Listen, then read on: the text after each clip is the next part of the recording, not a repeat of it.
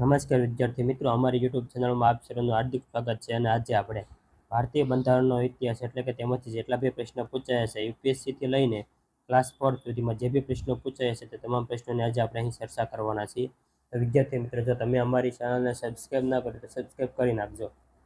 ત્યારબાદ વિદ્યાર્થી મિત્રો, જો આપણે જોઈએ તો ભારતમાં કંપનીનું શાસન 1773 થી 1858 સુધી, અને ત્યારબાદ ભારતમાં તાજનું શાસન 1858 થી 1947 સુધી. આ બંને ટોપિકમાંથી પણ જેટલા બી એક્ટમાંથી જે પ્રશ્નો પૂછાય છે તે તમામ પ્રશ્નોની આજે આપણે અહીં ચર્ચા કરવાના છીએ. તો ચાલો વિદ્યાર્થી મિત્રો શરૂઆત કરીએ.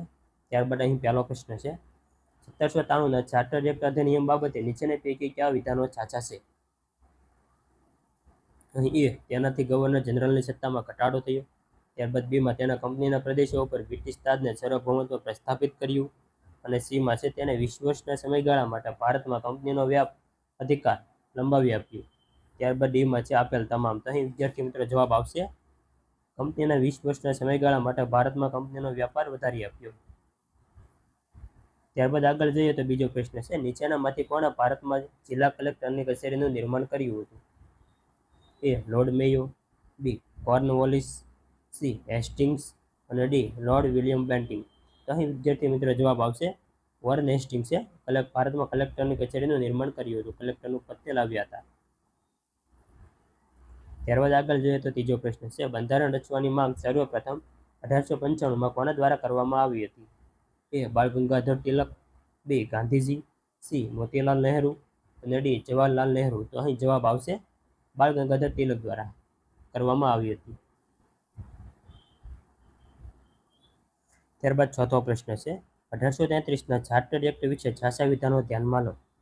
તો અહીં પહેલું વિધાન છે, આ અધિનિયમ બ્રિટિશ ભારતનું કેન્દ્રીયકરણ તરફનું પ્રથમ કદમ માનવામાં આવતું હતું. ત્યારબાદ બીજું વિધાન છે, મુંબઈ અને મદ્રાસના ગવર્નરને વધુ ધારાકી સત્તાઓ પ્રાપ્ત થઈ. ત્યારબાદ ત્રીજું વિધાન છે, આ અધિનિયમે બંગાળના ગવર્નર જનરલને ભારતમાં ગવર્નર જનરલ તરીકે નિયુક્ત કર્યા. અને ચોથું વિધાન છે, મુલકી સેવાના કર્મચારીઓની પસંદગી માટે જાહેર સ્પર્ધાત્મક પરીક્ષાઓ દાખલ કરવાનો પ્રયાસ કરવામાં આવ્યો.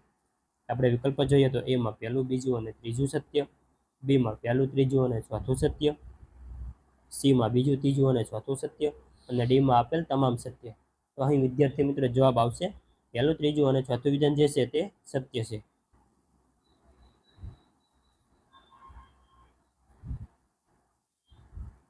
ત્યારબાદ પાંચમો પ્રશ્ન છે, 1909નો અધિનિયમ એટલે મોરલો મંટો સુધારા તરીકે પણ ઓળખવામાં આવે છે. તેના સંબંધે નીચેનામાંથી વિધાનો પર ચર્ચા કરો.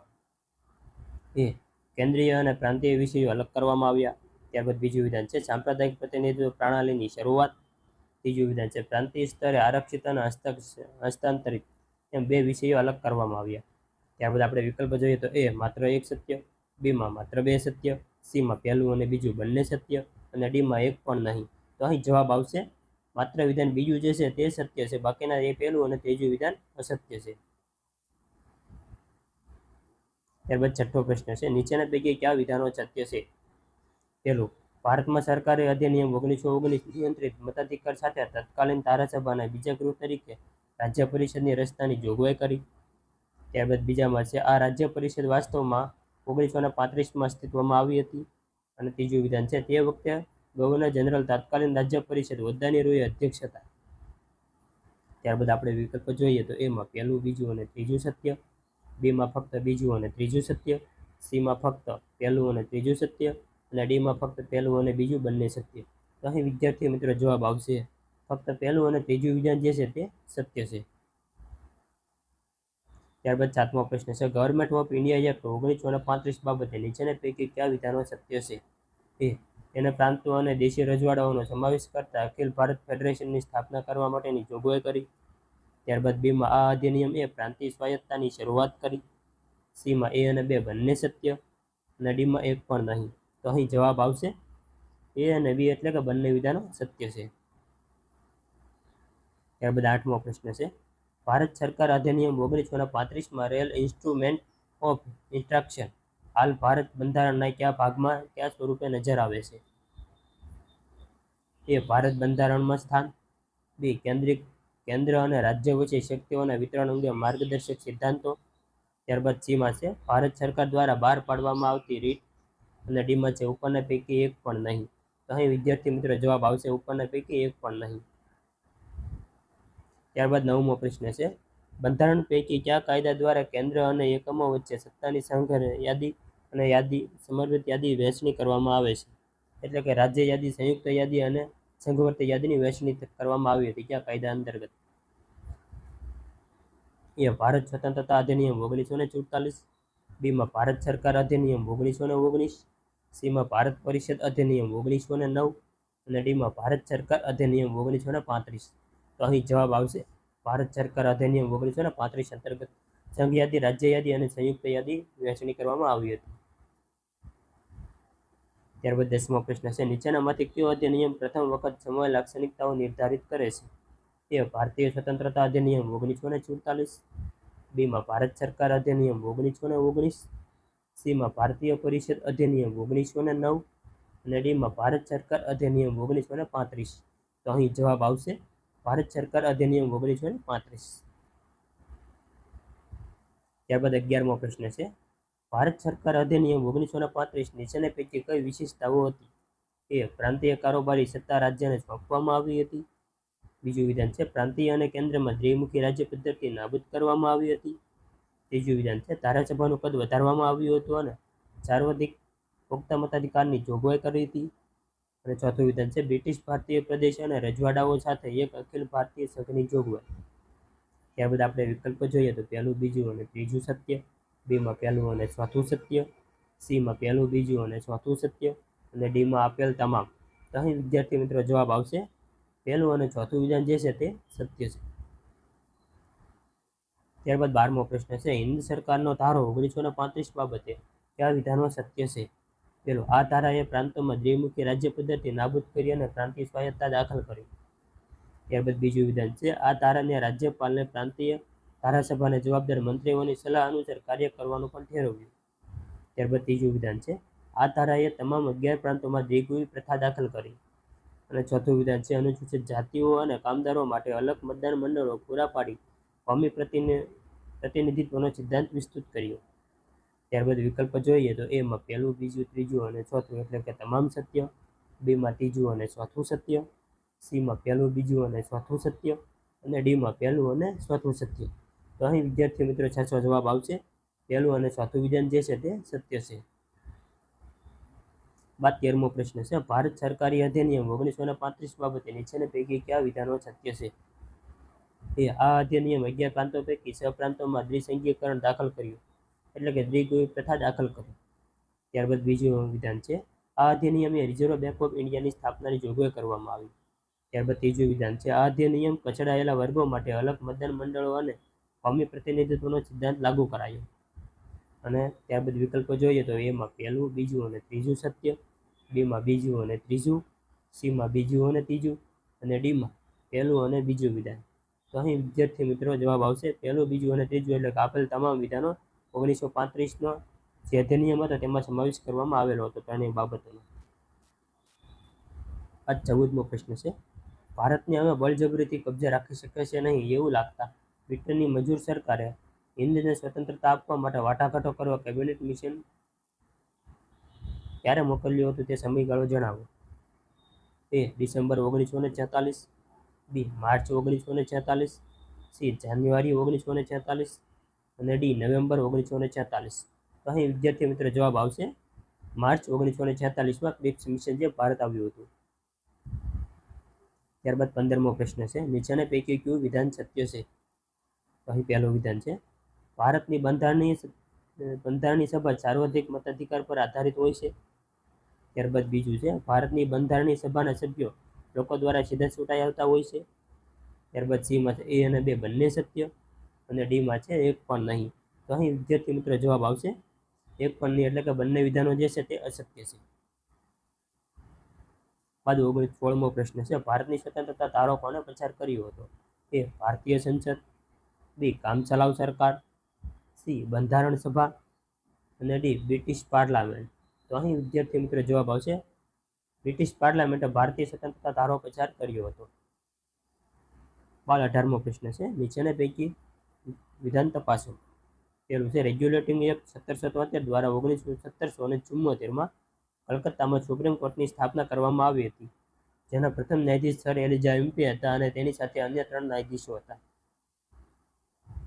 ત્યારબાદ બીજું વિધાન છે ભારત શાસન અધિનિયમ 1919માં મોન્ટેગ્યુ ચેમ્બર રિપોર્ટ પર આધારિત હતો. અને ત્રીજું વિધાન છે 1924માં સિવિલ સેવકોની ભરતી લી આયોગની ભલામણ પર માટે કેન્દ્રીય લોકસેવા આયોગની રચના કરવામાં આવી હતી. ત્યારબાદ આપણે ઉપરોક્ત પૈકી કયા વિધાનો સત્ય છે તે જણાવો. ત્યારબાદ આપણે વિકલ્પ જોઈએ તો એમાં પહેલું અને બીજું સત્ય, બીમાં બીજું અને ત્રીજું સત્ય, સીમાં પહેલું અને ત્રીજું સત્ય અને ડીમાં પહેલું બીજું અને ત્રીજું સત્ય. તો અહીં વિદ્યાર્થી મિત્રો જવાબ આવશે પહેલું બીજું અને ત્રીજું, એટલે કે આપેલ તમામ વિધાનો સત્ય છે. ત્યારબાદ 19મો પ્રશ્ન છે ચાર્ટર એક્ટ 1813ની જોગવાઈ નીચેની પૈકી કયું વિધાન સત્ય નથી. ત્યારબાદ આપણે વિધાન જોઈએ તો એમાં છે ભારતમાં અંગ્રેજી શિક્ષણની શરૂઆત કરવામાં આવી. ત્યારબાદ બીજું છે ઈસ્ટ ઇન્ડિયા કંપનીને ભારતમાં વેપાર કરવાનો અધિકાર સમાપ્ત કરવામાં આવ્યો, પરંતુ ચા અને ચીનમાં તેનો એકાધિકાર ચાલુ રાખવામાં આવ્યો. અને સીમાં છે ઈસાઈ મિશનરીઓ અને ભારતમાં ધર્મ પ્રચાર કરવાની છૂટ આપવામાં આવી. અને ડીમાં છે ભારતીયોને શિક્ષણ ઉપર વાર્ષિક 1 લાખની ધનરાશિ ફાળવવામાં આવી હતી. ત્યારબાદ આપણે જવાબ જોઈએ તો ભારતમાં અંગ્રેજી શિક્ષણની શરૂઆત કરવામાં આવી, જે ખોટું છે. જે તેમનો ધારા 1813 આધારિત ન હતી, પરંતુ 1833માં જોગવાઈ કરવામાં આવી હતી. ત્યારબાદ 20મો પ્રશ્ન છે ભારતમાં સૌપ્રથમ સંઘીય ન્યાયાલયની સ્થાપના ક્યારે કરવામાં આવી હતી. એ 1937, બી 1973, સી 1939 અને ડી 1947. તો અહીં વિદ્યાર્થી મિત્રો જવાબ આવશે 1937માં કરવામાં આવી હતી સૌપ્રથમ. ત્યારબાદ 21મો પ્રશ્ન છે ભારત સરકારના અધિનિયમ 1919માં પ્રાંતીય સરકારના કાર્યો અને આરક્ષિત અને સ્થળાંતરિત વિષયોમાં વિભાજિત કરવામાં આવ્યા હતા. નીચેનામાંથી કયા વિષયોને આરક્ષિત વિષયો તરીકે ગણવામાં આવ્યા હતા. ત્યારબાદ આપણે જોઈએ વિદ્યાર્થી મિત્રો આ પ્રશ્ન યુપીએસસીમાં પૂછવામાં આવેલો છે, તમે જોઈ શકો છો. એ પહેલું છે ન્યાય પ્રશાસન, બીજું સ્થાનિક સ્વરાજ છે, ત્રીજું જમીન મહેસૂલ છે અને ચોથું પોલીસ છે. ત્યારબાદ આપણે વિકલ્પ જોઈએ તો એમાં પહેલું, બીજું અને ત્રીજું, બીમાં બીજું, ત્રીજું અને ચોથું, સીમાં પહેલું, બીજું અને ચોથું અને ડીમાં છે પહેલું, ત્રીજું અને ચોથું. તો અહીં વિદ્યાર્થી મિત્રો જવાબ આવશે પહેલું, ત્રીજું અને ચોથું, એટલે કે ન્યાય પ્રશાસન, જમીન મહેસૂલ અને પોલીસ. આ તમામનો સમાવેશ આરક્ષિત વિષયો તરીકે કરવામાં આવ્યો હતો. ત્યારબાદ જોઈએ તો 22મો પ્રશ્ન છે મોન્ટેગ્યુ ચેમ્બર પ્રસ્તાવ કોની સાથે સંબંધિત છે.